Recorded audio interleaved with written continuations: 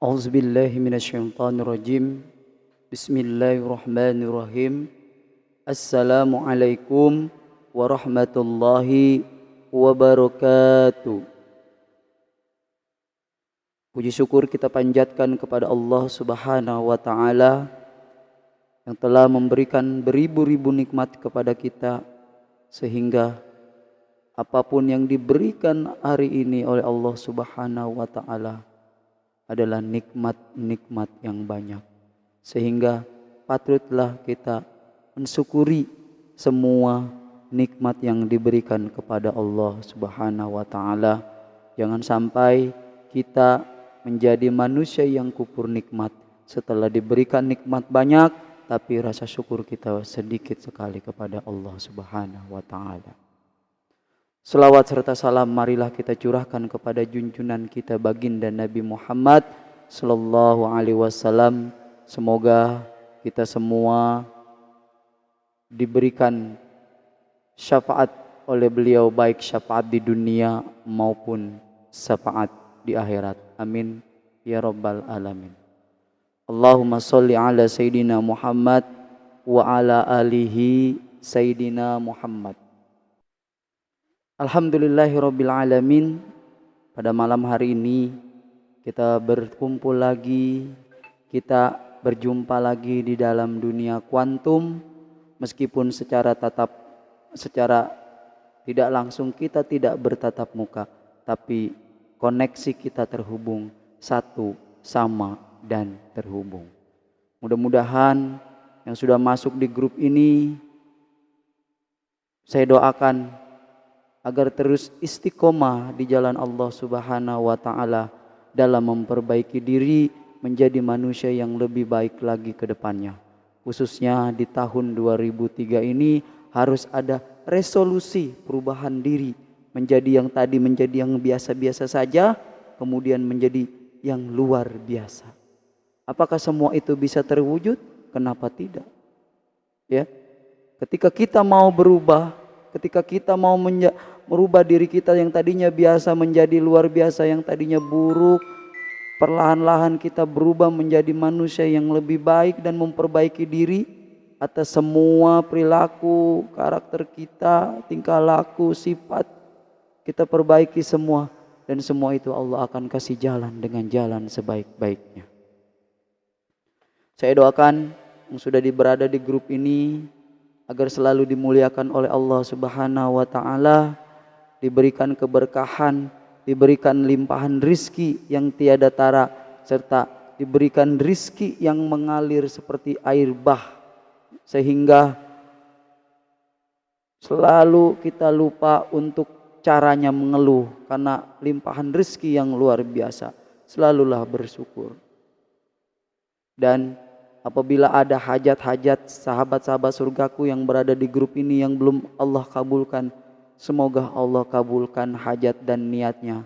Yang belum mempunyai jodoh, semoga Allah berikan jodoh yang terbaik. Yang belum mempunyai keturunan, Allah berikan keturunan yang baik dan soleh dan soleha. Yang belum memiliki kerjaan, Allah akan berikan kerjaan yang terbaik. Yang bisnisnya masih belum wow keren, semoga Allah berikan bisnis dan orderan-orderan yang luar biasa tanpa henti. Yang hari ini saudaranya sedang terbaring di rumah sakit, kita doakan agar Allah mengangkat semua penyakitnya, ya, baik saudaranya ataupun diri sendiri yang sedang tidak sehat. Semoga Allah angkat semua penyakit. Amin, amin ya rabbal alamin. Sahabat surgaku yang dimuliakan Allah Subhanahu wa taala. Saya ini bukanlah seorang coach atau apapun, kita di sini sama-sama belajar untuk mencari ilmunya Allah. Karena menuntut ilmu itu di suatu majelis adalah sama dengan kita berburu. Kalau kita berburu, kita harus punya alat buruan. Ya, karena ilmu itu laksana buruan, dan buruan itu pasti kita tangkap. Dan untuk menangkapnya adalah dengan alat yang kita gunakan yaitu pengikat tali. Di dalam majelis kita ada ilmu yang harus kita ambil, bukan hanya kita ambil tapi kita praktekkan. Kita catat dan kita praktekkan. Itulah ilmu ya, seperti hewan buruan yang harus kita kejar. Apalagi khususnya di rumah majelis ini, di rumah kajian ini yang Allah turunkan rahmat untuk kita semua. Semoga Allah mengabulkan apa yang menjadi hajat dan niat serta cita-cita kita. Amin ya rabbal alamin. Tema kita malam hari ini yaitu konteksnya adalah keluar dari generasi strawberry, atau bagaimana helping the strawberry generation. Apa sih sebenarnya generasi strawberry itu? Atau mungkin sudah ada yang mendengar, atau sudah ada yang pernah tahu generasi strawberry itu generasi apa? Apakah kita ada di dalam generasi strawberry itu ataukah tidak? Ya. Jadi tema malam ini yaitu keluar dari generasi strawberry atau helping the strawberry generation. Terkadang kita pengen nyaman ya, sibuk dengan aktivitas kita sendiri, sampai anak-anak kita fasilitasi ya, sehingga mereka menjadi anak-anak bukan yang tangguh, tapi mereka menjadi anak-anak yang manja. Yang karena apa? Karena setiap semua kebutuhannya sudah difasilitasi. Dari mulai handphone, dari mulai kendaraan, dari mulai apa yang pokoknya dia mau pasti kita belikan. Yang penting dia tidak berbenturan dengan bisnis atau urusan kita. Nanti kita akan bahas sebenarnya apa itu generasi strawberry. Generasi strawberry itu sebenarnya sudah lama. Waktu itu ada buku yang dibedah ya, judulnya Strawberry Generation. Waktu itu saya juga pernah ikut, yaitu karangan Profesor Renald Kasali ya. Dia mengarang sebuah buku judulnya Strawberry Generation. Jadi Dr. Profesor Renald Kasali ini mengarang sebuah buku yang berjudul Strawberry Generation. Di sana dibahas, dikaji apa sih sebenarnya generasi strawberry itu. Kalau kita membedah, strawberry itu apa? Buah, benar kan? Strawberry itu adalah buah. Kita sering mungkin makan atau ada yang suka di grup ini strawberry. Strawberry itu tumbuhan pohon yang lumayan mahal dan pengembang biakannya itu, penanamannya itu di ruangan khusus ya. Dikembangkannya itu di ruangan khusus kaca ya, ditanamnya itu kaca. Maka sehingga menjadi atau buah yang lumayan cukup mahal. Tapi kekurangan dari buah stroberi ini adalah cepat hancur apabila terkena tekanan. Begini juga yang disebut dengan generasi stroberi. Generasi stroberi itu adalah sebuah istilah yang menggambarkan fenomena generasi muda saat ini, di mana mereka biasanya memiliki ide dan kreativitas yang tinggi.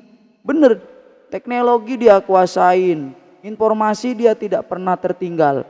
Namun diberi sedikit tekanan, mereka mudah hancur layaknya buah stroberi. Jadi seperti yang disebutkan oleh Profesor Renald Kasali dalam bukunya yang berjudul Strawberry Generation, beliau menyebutkan jika generasi ini merupakan generasi yang memiliki banyak ide cemerlang serta kreativitas yang tinggi. Ya, karena apa? Karena dasarnya mereka anak-anak sekarang ini menguasai teknologi. Bahkan kita tertinggal, ya.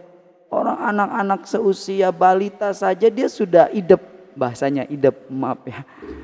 Sudah idep dengan handphone dan dia sudah tahu YouTube dan apa-apa. Itu yang nanti akan memperlambat kembang pemikiran si anak. Bahkan bisa jadi dia menjadi strawberry generation, ya. Cemerlang. Jadi generasi strawberry ini adalah lahir dari banyak anak-anak yang idenya cemerlang serta berkreativitas tinggi, tapi ada tetapinya.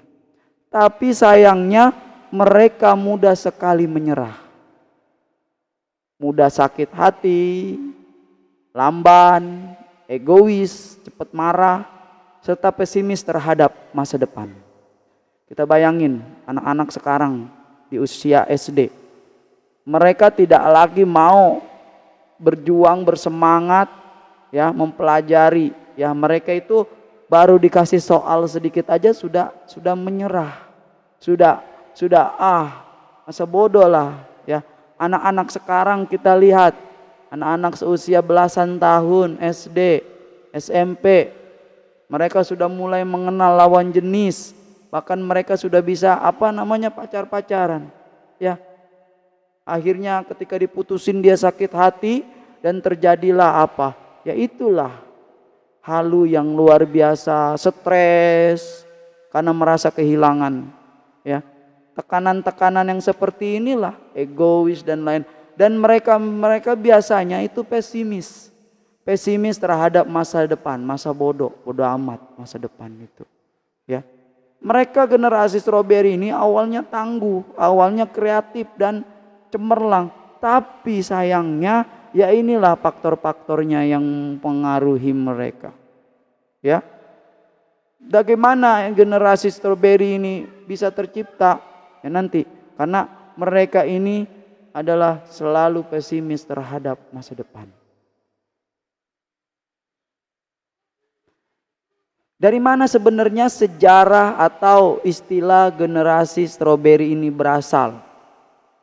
Generasi strawberry ini ketika ditelusuri mencari informasi dari berbagai sumber, istilah generasi ini pertama kali muncul di negara Taiwan. Jadi di negara Taiwan untuk menggambarkan generasi muda yang lahir setelah tahun antara 1981 sampai dengan 1091, ya antara tahun 80 dan 90-an lah ya. Dan mereka mengalami kesulitan dalam menghadapi tekanan sosial. Ya, tidak seperti orang tua mereka di masa muda, ya, yang giat gigi, bekerja keras, bertanggung jawab, tidak seperti sekarang, ya. Anak-anak sekarang hilangnya sudah rasa tanggung jawab, rasa malas, ya. Masa depan dianggap biasa-biasa saja, ngikutin tren dan lain sebagainya. Seiring perjalanan waktu, banyak perdebatan yang muncul terkait pengelompokan tahun dengan istilah ini. Tidak sedikit orang yang percaya jika istilah ini lebih pantas ditunjukkan kepada mereka yang memiliki perilaku layaknya buah stroberi. Jadi mereka meneliti, oh kenapa ini asalnya, kenapa adanya generasi strawberry, karena mereka meneliti. Kalau buah stroberi itu bagus, tapi ketika dia ada tekanan dia hancur.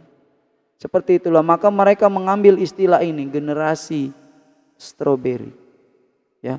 Generasi yang tangguh, tapi sayangnya, ya, mereka banyak sekali masukan atau pengaruh, influence dari luar sehingga mereka terpengaruhi oleh yang lain.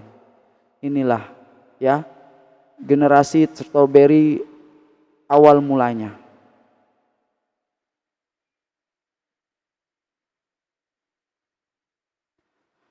Kemudian Apa itu karakteristik generasi stroberi? Jadi generasi stroberi itu mempunyai karakteristik. Kita perhatikan tabel di atas, ya. Generasi stroberi itu yang pertama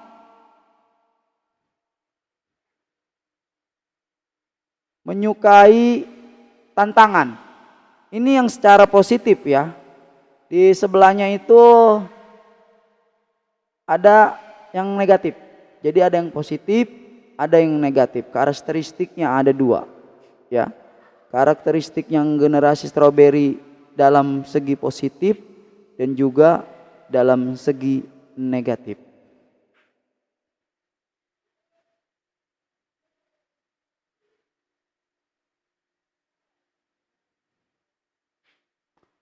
Yang pertama, karakteristik generasi stroberi secara positif, yang pertama yaitu menyukai tantangan. Anak-anak sekarang ini lahir ya dari sebuah tantangan. Generasi stroberi ini cenderung menghindari sesuatu yang monoton atau yang rutinitas yang sama. Mereka bosan dengan yang biasa-biasa saja. Yang itu aja mereka bosan. Ya. Mereka suka sesuatu yang baru dan menantang. Ya ini karena cukup buat mereka itu membantu ya di masa yang akan datang mungkin. Ya, mereka yang punya tantangan ini nih, ini generasi stroberi yang positif nih ya, yang berpikiran pada dasarnya kan kayak tadi seperti pemaparan tadi bahwa generasi stroberi itu awalnya adalah kreatif dan cemerlang. Yang seperti inilah karakteristik yang pertama yang positif, menyukai tantangan karena mereka berpikir dengan adanya tantangan yang baru, dengan adanya pokoknya anak-anak zaman sekarang itu sukalah tantangan. Ya. Timbang yang monoton yang begitu-begitu saja, itu untuk apa? Untuk bisa membantu mereka atau karir mereka ke masa yang akan datang. Yang kedua, yaitu bekerja tidak melulu. Ya, tidak melulu artinya bekerja tidak melulu itu karena uang, nggak harus dengan uang. Sudah jadi rahasia umum ya, jika salah satu tujuan dari bekerja adalah pasti mencari uang untuk menyambung hidup. Padahal tidak ya. Di dalam kajian-kajian sebelumnya, jangan jadikan patokan uang sebagai tertujunya sesuatu. Memang itu adalah rizki ya, tapi kita jangan sampai tertuju kepada dunia, tapi tertujulah kepada akhirat. Sehingga kalau kita tertuju kepada akhirat, dunia kita dapat. Kalau di sini mereka bekerja, tujuan dari bekerja adalah mencari uang untuk menyambung hidup. Ya. Namun untuk generasi stroberi ini, mereka punya cara pandang yang berbeda, ingetin. Bagi mereka, mereka tidak hanya soal uang, enggak, ya. Tetapi juga pengembangan minat dan bakat passion. Hal ini juga menjadi salah satu sebab mengapa generasi ini satu punya segudang kreativitas. Betul. Ya. Awalnya generasi stroberi ini memang cemerlang dan luar biasa kreatif. Yang ketiga, berani menyampaikan pendapat. Berani, anak sekarang tuh berani. Mereka tidak segan untuk mengutarakan apa yang mereka rasakan. Ataupun mereka mempunyai ide-ide cemerlang yang mereka miliki. Itu tentunya bagus untuk mendukung kemajuan suatu bisnis dan perusahaan anak sekarang. Ya. Yang keempat, mudah beradaptasi dengan teknologi. Ya, yang keempat ini yang karakteristik dari generasi stroberi yang keempat ini yang positif yang adalah mudah beradaptasi dengan teknologi. Anak-anak sekarang coba kita lihat. Generasi stroberi ini memiliki pemahaman yang baik dalam urusan teknologi. Ya. Kemampuan mereka yang mudah beradaptasi dengan kemajuan zaman dapat membantu berbagai aspek kehidupan menjadi lebih baik. Betul. Makanya gadget itu ya ada segi positif dan juga ada segi negatif. Tergantung bagaimana kita sebagai orang tua, the sample model untuk anak-anaknya harus bisa memberikan anak pendidikan yang cukup tentang teknologi. Sebab anak-anak zaman sekarang ini pengetahuan teknologinya mereka itu sudah hampir melebihi pengetahuan kita. Ya, bahkan balita pun sudah mulai mengenal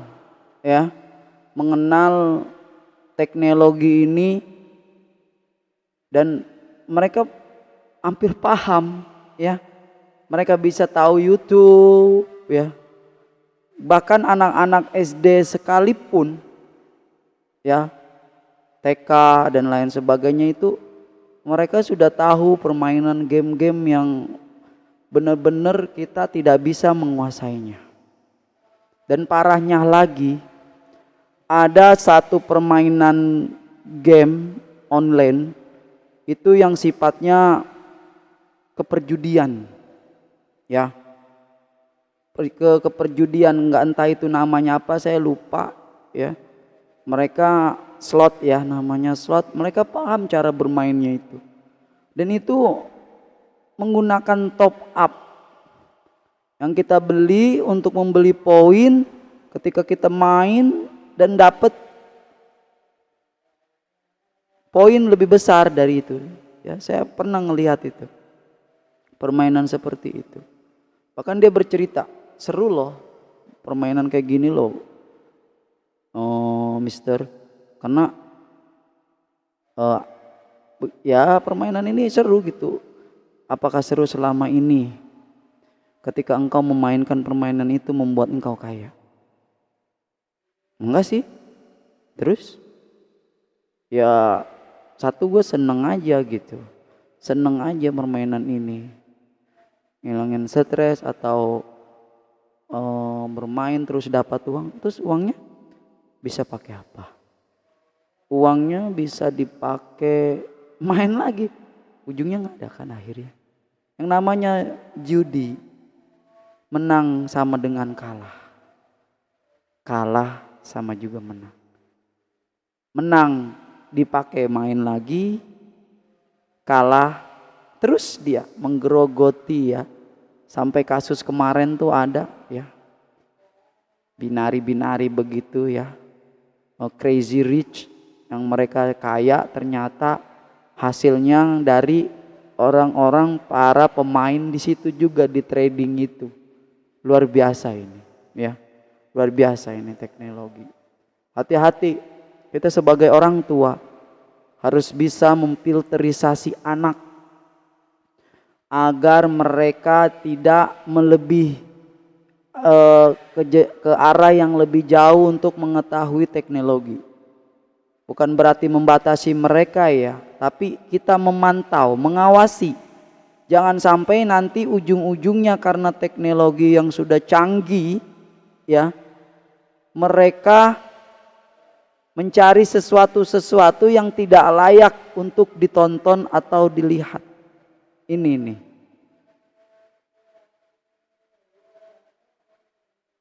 Jadi kita sebagai orang tua harus menjadi controller, tapi jangan terlalu dikontrol, ya.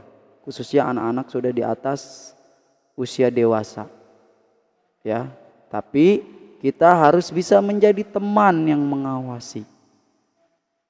Tidak banyak, yang sedikit anak yang ketika mengenal dunia teknologi, khususnya Twitter, Facebook, mereka kenal dengan lawan jenisnya di sana. Mereka secara tidak langsung dan tanpa sepengetahuan kita sebagai orang tua, mereka kenal, akrab, dan ketemu.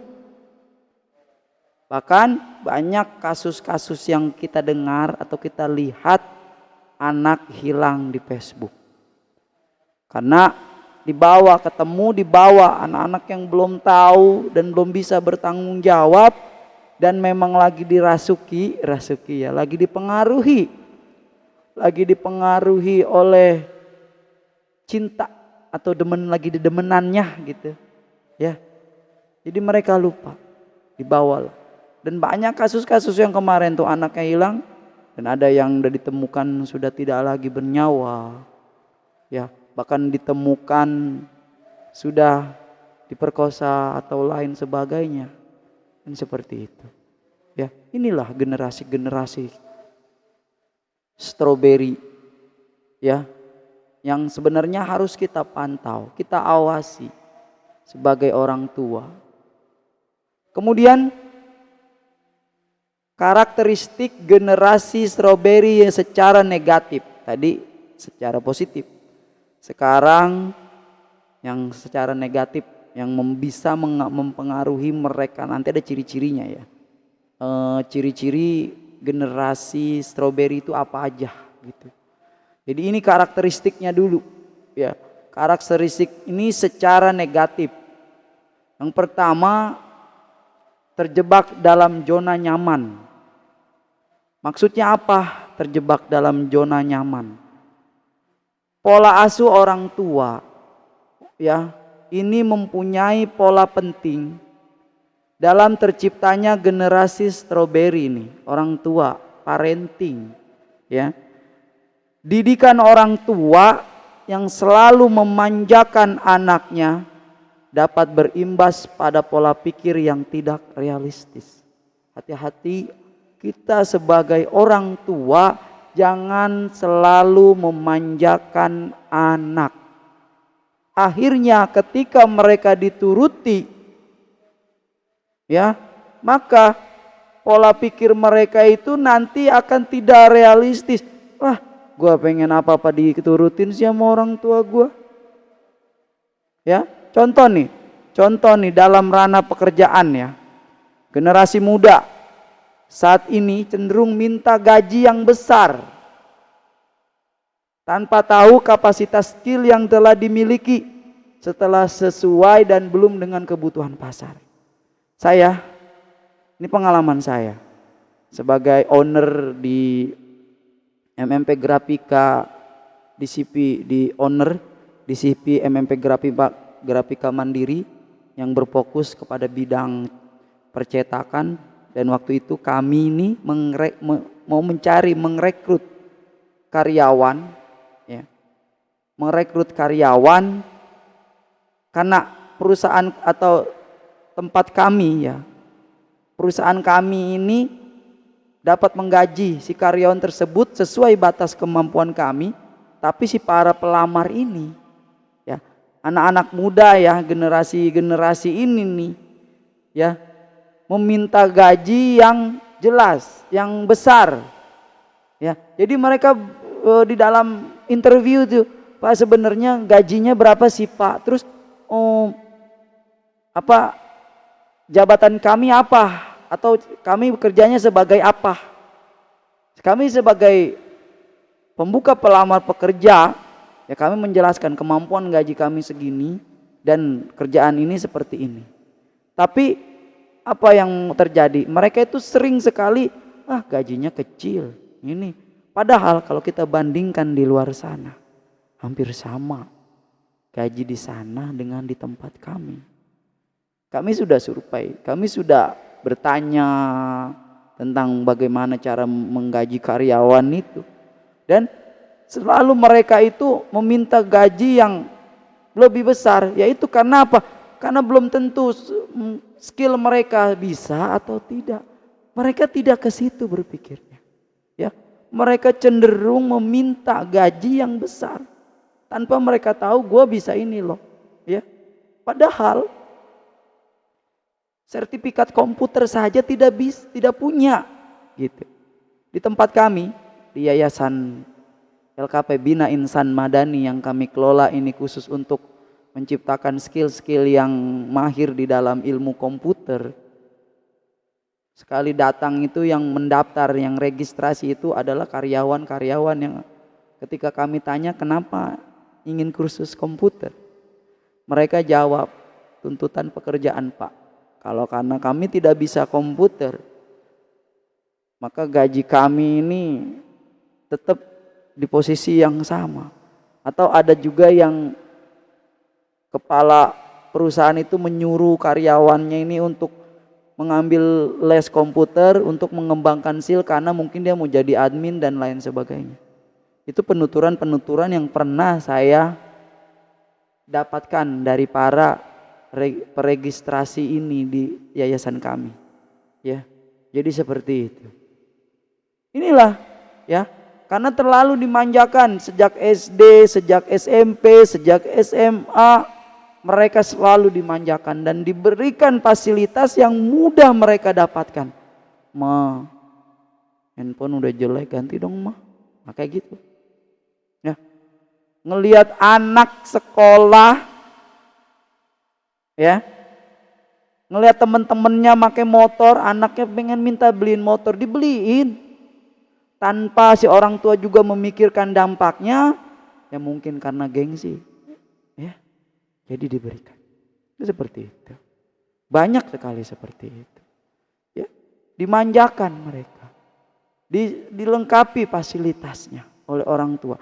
Maka sebagai orang tua kita dan saya pun termasuk yang mempunyai anak, jangan terlalu memanjakan mereka. Ya, akhirnya ujung-ujungnya apa? Mereka ada yang hanya nggak bisa masak, ya. Saya banyak tuh nanya sama ini bisa masak kagak bisa masak enak itu. Karena mereka selalu dimanjakan dan tidak diajarkan bagaimana setelahnya, ya. Mereka selalu dikasih fasilitas, ya. Serba lengkap, serba komplit, yang ujungnya ya ini dampaknya. Kita sebagai orang tua harus paham dan harus bisa ya mengevaluasi untuk mendidik anak-anak kita bagaimana ke depannya jangan sampai menjadi generasi stroberi yang hancur. Yang kedua yaitu adalah tidak memiliki rasa tanggung jawab. Ada keengganan yang melekat dalam generasi ini untuk bertanggung jawab atas tindakan yang mereka lakukan secara sadar. Ya, tidak jarang banyak di antara mereka bahkan melimpahkan kesalahan tersebut pada orang lain. Dia yang berbuat dan dia tidak mau bertanggung jawab atas perbuatannya. Bahkan dia menuduh sahabatnya atau orang lain yang melakukannya. Atau banyak ya anak-anak yang di luar bertanggung jawab. Banyak di luar rasa tanggung jawab. Ya, banyak sekali. Di sekolah kita amanatkan ini untuk menjaga ruang kelas dengan ini dan ya banyak sekali anak-anak. Bahkan mereka tidak bisa bertanggung jawab kepada dirinya sendiri atas hak-hak mereka. Ya. Yang ketiga mereka mudah menyerah. Karakteristik yang ketiga ini menjadi ciri khas dari generasi stroberi ini. Mudah menyerah. Ya. Yang mudah untuk dikenali mereka sangat rapuh dan mudah menyerah terhadap berbagai tekanan sosial yang muncul di sekitar atau di lingkungan mereka, ya, sehingga menjadikan mereka pribadi yang mudah sekali mengeluh dan merasa tersinggung. Banyak kan anak-anak sekarang ini mengeluh, ya, dan merasa tersinggung, ujung-ujungnya tawuran, ribut, emosi yang tidak terkontrol. Ya, yang saya bilang ini sebenarnya pendidikan akil balik ini penting. Penting kita sebagai orang tua, pendidik dan lain sebagainya, jangan sampai anak-anak mereka sudah balik tapi belum akil. Maksudnya apa? Mereka sudah balik tapi belum akil. Insya Allah nanti di hari Jumat kita bahas tentang pendidikan akil balik. Ya. Mungkin nanti ini ruang kapasitasnya tidak cukup untuk membahas ini. Materi tentang generasi stroberi ini aja masih panjang. Kita belum nyampe ke ciri-cirinya. Ini baru karakteristik dari generasi strawberry. Ciri-cirinya bagaimana? Terus bagaimana cara kita menanggulangi atau keluar dari generasi strawberry ini, atau helping the strawberry generation ini bagaimana agar mereka kembali menjadi anak-anak yang tangguh, bukan yang mudah menyerah, yang mudah bisa dihancurkan oleh tekanan ini, ya. Jadi anak-anak ini mudah sekali menyerah, ya. Jangan sampai, ya. Belum apa-apanya, ayolah, hidup itu berjuangan nak, berjuang. Mereka mudah, alamah, gini-ginilah, seperti itu, ya.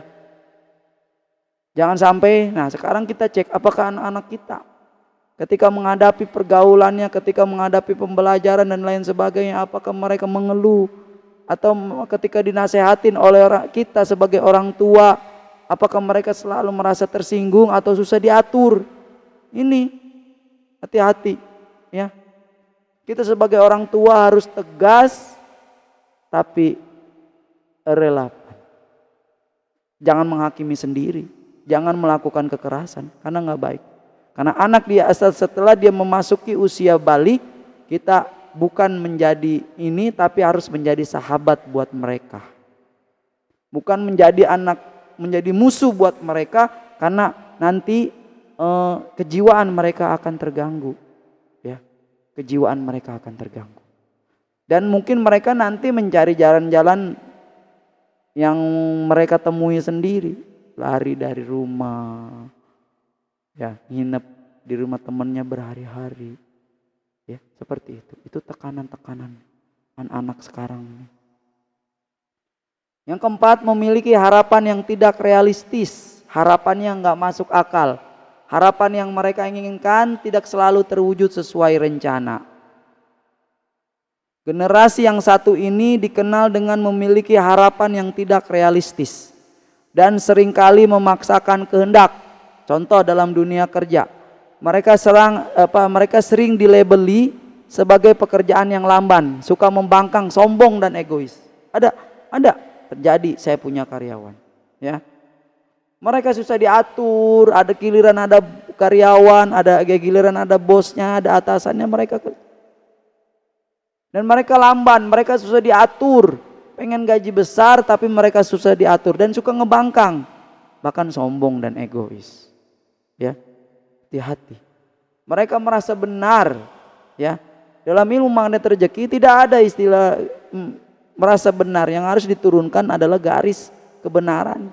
Jangan ada merasa benar, ya. Ini, nah, cara membangunnya ini nih, ya. Anak-anak generasi ini memiliki harapan yang tidak realistis, yang akhirnya memaksakan kehendak.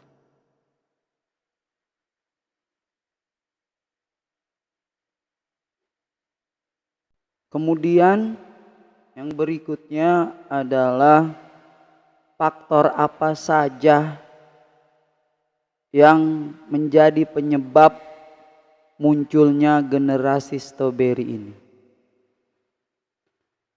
Yang menjadi penyebab munculnya generasi strawberry ini, yang pertama yaitu anak tidak mengenal kata berjuang. Sejak lahir semuanya sudah tersedia dari fasilitas orang tua.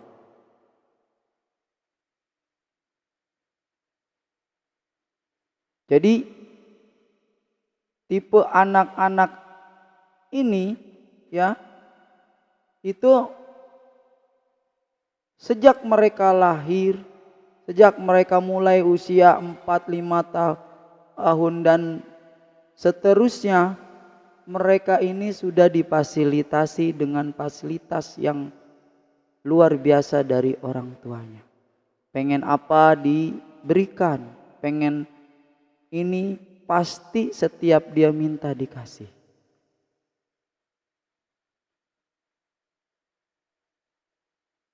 Jadi semua yang diinginkan anak ini fasilitasnya sudah diberikan. Luar biasa kan? Sebagai orang tua, karena mungkin tidak mau terganggu anaknya punya handphone, Anaknya pengen handphone, diberikan handphone. Ya memang sekarang ini, kemarin 2 tahun yang lalu hampir saja memang terjadi wabah virus corona, COVID, sehingga para pelajar diwajibkan atau harus menggunakan gadget sebagai aplikasi untuk media pembelajaran. Apakah itu efektif atau tidak? Entahlah. Yang akhirnya, finalnya, mereka lebih condong, lebih banyak menggunakan handphone ketimbang mereka mau belajar. Karena seperti itu, dan sekarang pun masih berlangsung, ya.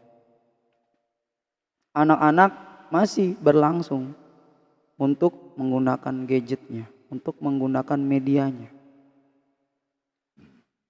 Dengan fasilitas yang sudah tersedia, yang diberikan oleh orang tuanya, ini menjadi faktor, ini menjadi penyebab munculnya generasi strawberry. Mereka manja, mereka dididik untuk manja, ya. Mereka gak mengenal kata berjuang, prosesnya perjuangan. Seperti zaman-zaman kita dulu, kalau pengen sesuatu kita harus nabung. Sekarang gak ada anak yang menabung untuk apa? Untuk bisa membeli atau gadget dan lain sebagainya, ya. Gak bisa, ya. Tapi kesian tuh anak-anak yang di bawah usia kelas 3-an, 4, 5, ya. Waktu itu saya sedang keluar dan mampir di sebuah toko, dan motor saya itu diturupin kardus oleh anak seusia kelas 3 itu. Saya tanya kepada mereka, "Tong," saya sebutkan mereka, saya itu Tong, ya, "Tong, emang gak sekolah?" "Sekolah, Pak." "Sekolah kamu ngapain ini? Nyari-nyari duit seperti ini, kamu emang gak butuh belajar?" "Saya sekolah siang, Pak. Jadi sampingan ini, ngituin motor, ngupin gitu." "Iya, Pak." "Terus uangnya buat apa? Buat jajan? Atau buat beli yang kagak-kagak?" Saya bilang kayak gitu. "Enggak, Pak.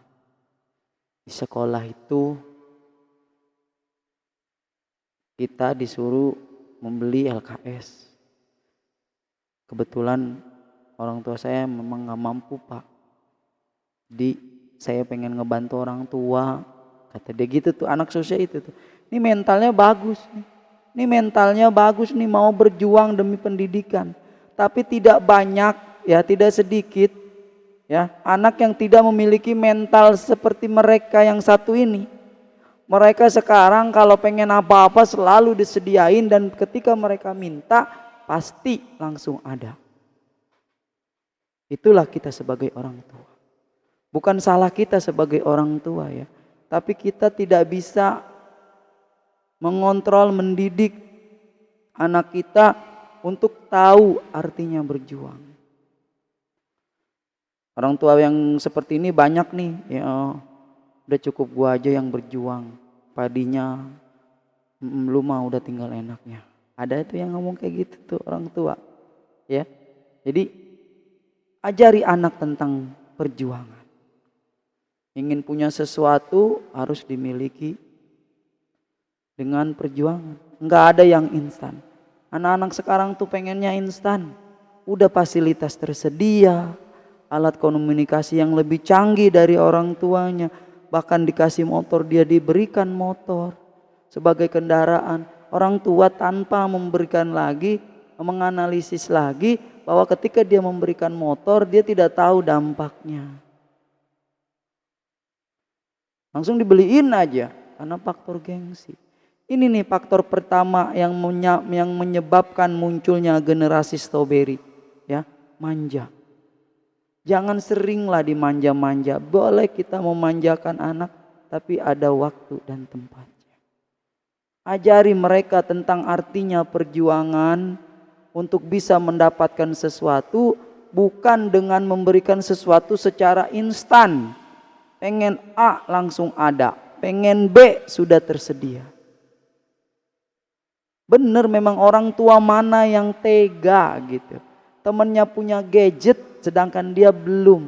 Temennya punya gadget yang canggih, dia nggak punya. Orang tua mana yang tidak kasihan atau sedih? Ya kan? Pasti dibelikan seperti itu.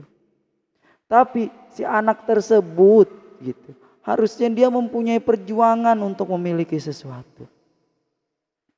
Kita sebagai orang tua harus paham di sini. Itu yang pertama. Yang kedua, orang tua tidak akan membiarkan anaknya terkena konsekuensi atau hukuman yang dilakukan oleh anaknya. Contoh, di sekolah, anak ini tidak mau menulis, ya, karena saya juga selain berada di aktivis dakwah dan juga guru, jadi saya tahu gitu tentang karakteristik dan tipe-tipe anak-anak. Jadi si anak ini nggak bisa baca, kemudian dimarahilah, ya, dimarahilah dan diciwit. Anaknya mengadu oleh orang tuanya datang ke sekolah, ibu, kenapa ibu atau bapak ini kan anak saya nggak sudi, gitu. Ada ya, banyak kemarin kasus yang terjadi karena orang tua ini tidak menerima konsekuensi atau hukuman kepada anaknya. Mereka selalu ikut campur. Akhirnya banyak ya terjadi. Kita sering ngelihat lah ya, kita bisa ngelihat di berbagai media kisah seorang guru yang dipenjara karena menasehati anaknya dan ternyata orang tuanya itu mungkin punya jabatan gitu. Jadi dipasukinlah dia di laporan, ya, setelah BAP-nya keluar, maka ditangkaplah. Beginikah cara orang tua gitu kan untuk mendidik anaknya, padahal misalnya anaknya bermasalah. Jadi disinilah cara orang tua apa seperti itu. Harusnya dia cek dulu apakah benar anaknya punya masalah. Jangan langsung menghakimi, menjudge gurunya, membela anaknya, udah tahu anaknya salah dibela. Inilah yang akan berujung kepada menciptakan generasi strawberry. Dimanja ujung-ujungnya.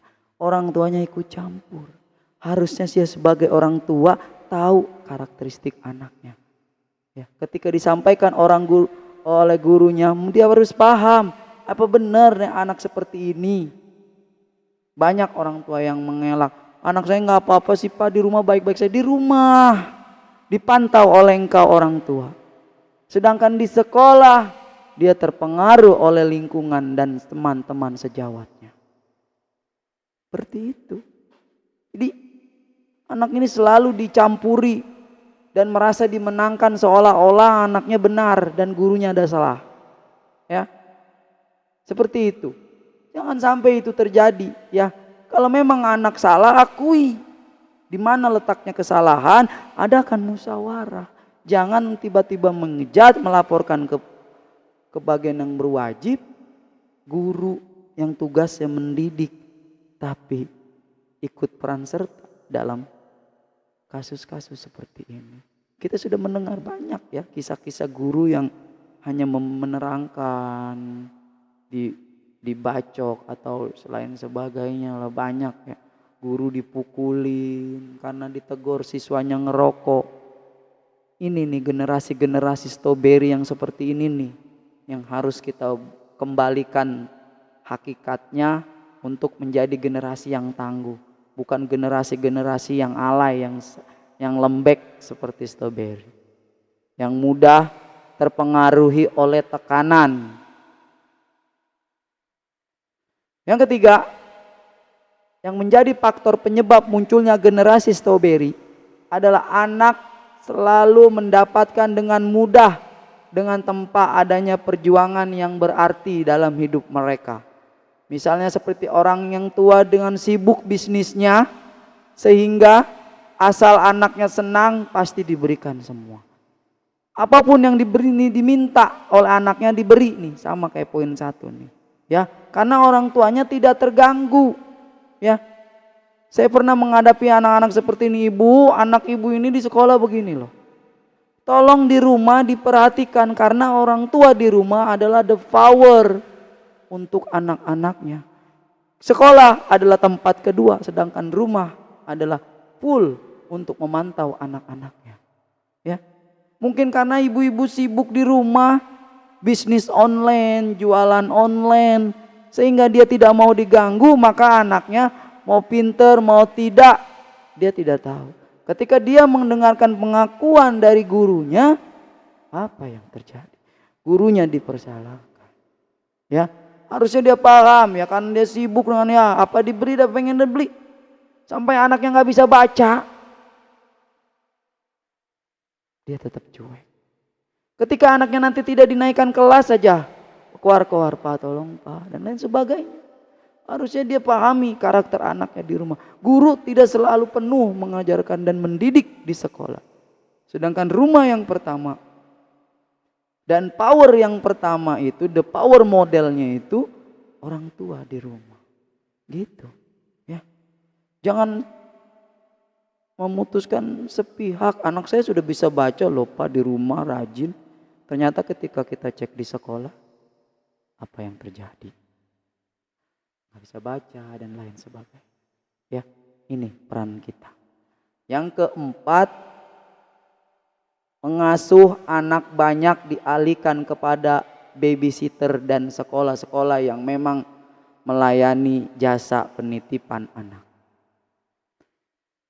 Betul? Betul. Bahkan ada anak, saya punya TK ya.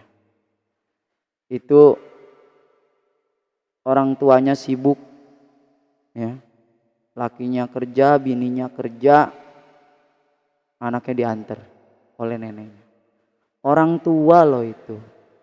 Kenapa harus dibebankan dengan beban tambahan? Sudah waktu kamu masih kecil dibebani. Sekarang yang dibebani adalah cucumu. Tidak tegakah engkau gitu membebani orang tua? Dulu kamu dibendong, dirawat sampai kamu besar. Kemudian sekarang kamu menyusahkannya dengan menitipkan ke orang tua. Ya. Itu tidak diajarkan dalam agama Islam. Ya, itu tidak diajarkan oleh agama kita. Ya.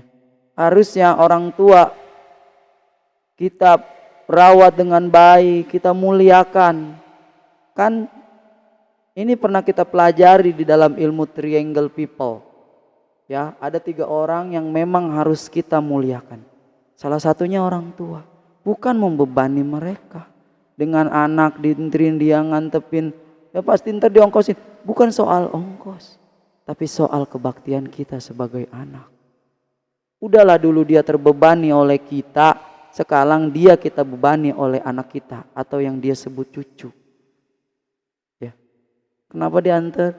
Ya mama bapaknya kerja, terus dia di rumah, di sini, ya saya yang suruh nganter Pak, kayak gitu. Ya.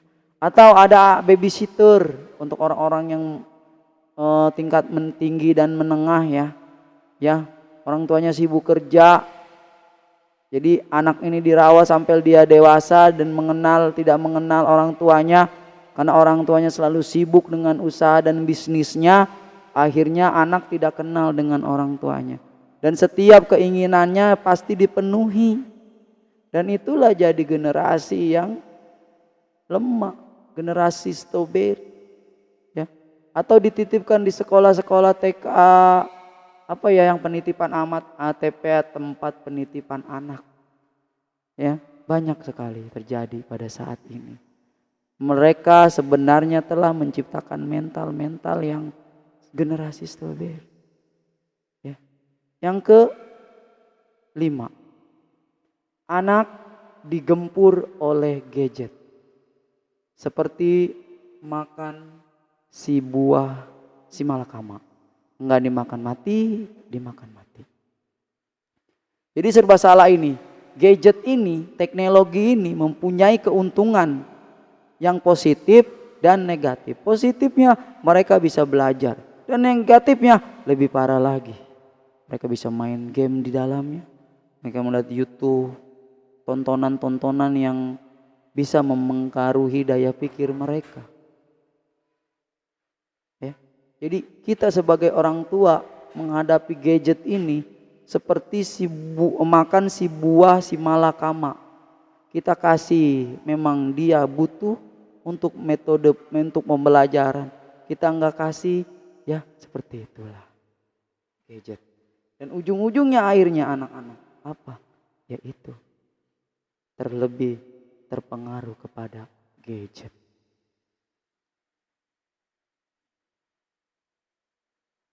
Sahabat surgaku yang dimuliakan oleh Allah, kita sebagai orang tua harus bisa mengawasi dan menjadi sahabat untuk mereka, dan tidak tidak memanjakan mereka yang akhirnya mereka bisa menjadi generasi strawberry. Nah, bagaimana keluar dari generasi strawberry atau helping strawberry generation ini? Bagaimana? Yang pertama, untuk menyelamatkan mereka dari generasi yang alay, ya, yang manja dan lain sebagainya, maka yang pertama adalah kita harus membangun mental mereka.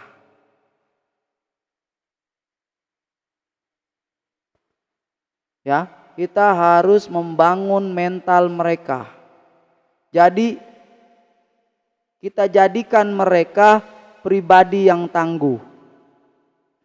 Jangan fokus kepada hard skill mereka, tapi seperti pengetahuan dan keahlian khusus, tapi perkuat dengan kepercayaan diri. Dengan percaya diri, mereka bisa membangun mental yang lebih baik. Bangun kesadaran mereka untuk hidup berjuang. Ya. Ajari mereka tentang arti kegagalan. Bahwa hidup itu enggak selalu berjalan dengan baik dan pasti ada kerikil kegagalan. Ini yang harus kita terapkan kepada mereka. Ketika mereka ingin sesuatu, harus ada perjuangannya. Jangan langsung kita fasilitasi, ya. Ketika mereka gagal, harus bangkit kembali. Ya, karena apa? Mereka itu bukan follower. Mereka adalah calon leader. Mereka adalah calon pemimpin, bukan calon follower ya. Mereka adalah calon pemimpin yang harus kita bangun mental mereka. Jangan menjadi mental generasi strawberry yang mudah hancur karena tekanan-tekanan. Dari diri kita sendiri sebagai orang tua nih. Kita bangun mental mereka untuk percaya diri. Ya, bahwa dirinya itu mempunyai kualitas, mempunyai tangguh, kreativitas. Ya, itu yang pertama. Bangun mental mereka. Atau jadikan mereka dengan ahli-ahli tahfiz, pecinta Al-Quran atau ahlul Quran. Ya, agar kepercayaan diri mereka bangkit. Ya, ajak mereka ke tempat kajian agar mereka paham tentang arti kepercayaan diri.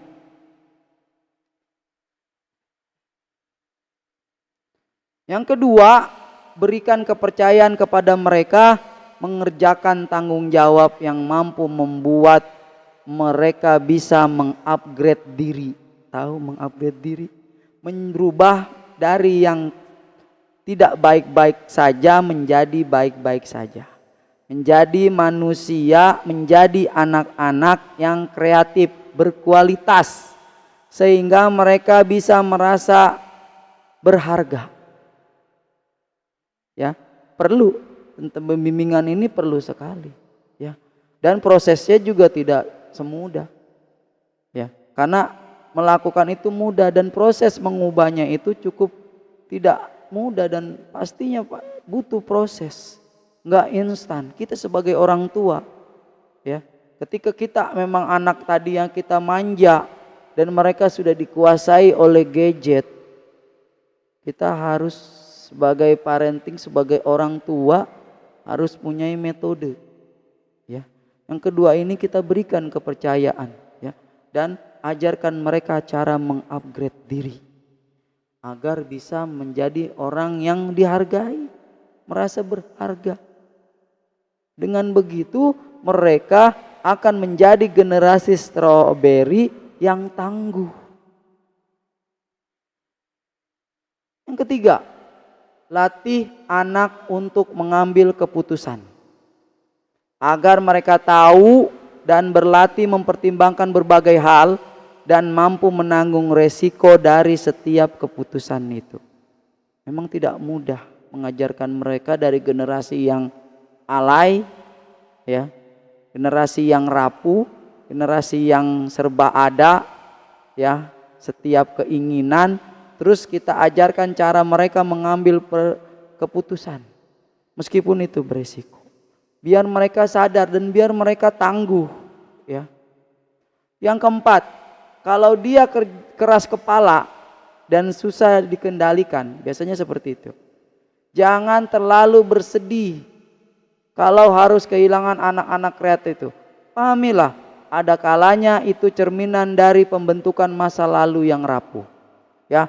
Mereka butuh proses untuk merubah, kita sabar menghadapinya.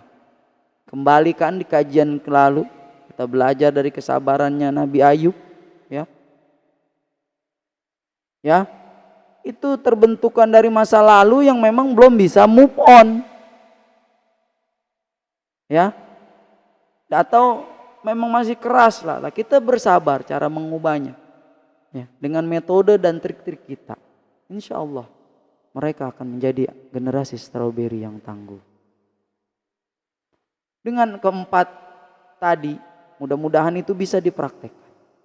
Mudah-mudahan bisa kita memberikan motivasi kepada anak untuk bisa keluar dari generasi stroberi yang, ya, lambat dan lain sebagainya. Kita sebagai orang tua harus mendukung penuh, ya. Yuk, mudah-mudahan ilmu yang atau materi yang tadi baru saya sampaikan ini, mudah-mudahan kita sebagai orang tua paham. Jangan terlalu memanjakan anak sehingga mereka menjadi generasi stroberi, ya. Generasi, coba deh kita pikir, ada enggak atau memang mereka sudah menjadi generasi stroberi seperti kita lihat anak-anak sekarang, ya. Akhlaknya kurang dengan orang-orang yang lebih tua, ya, dengan guru juga kurang. Mereka sibuk dengan gadgetnya masing-masing, mereka susah diatur, mereka menjadi anak-anak alay, ya. Mereka sudah bisa bermain-main di dalam media sosial, ya. Mereka joget-joget untuk menghasilkan sesuatu yang padahal itu dalam agama dilarang. Seperti itu. Yuk kita sebagai orang tua, mari kita awasi anak-anak kita agar tidak masuk ke dalam generasi yang alay. Dan kita sebagai orang tua, orang tuanya pun kita harus mengoreksi diri kita agar kita bisa mengawasi, ya, anak-anak kita agar mereka tidak menjadi generasi stroberi. Akhirul kata, materi ini cukup, ya. Mudah-mudahan apabila ada yang salah mohon dimaafkan lahir dan batin, dan apabila benar itu adalah ilmunya Allah dan itu kekuasaannya Allah. Ya. Setelah paham tentang materi ini, kita merealize, ya, menyadari, merenung, benarkah itu generasi strawberry itu memang sedang terjadi pada saat ini, dan apabila sudah ada faktor-faktor yang mempengaruhi mereka, kita sebagai orang tua, pendidik, guru dan lain sebagainya harus bisa memberikan mereka the good mental, ya. Ajak mereka untuk menjadi pribadi yang tangguh, bukan pribadi yang ketika disentuh oleh tekanan berubah dan hancur. Akhir kata saya tutup kajian ini dengan wassalamualaikum warahmatullahi wabarakatuh.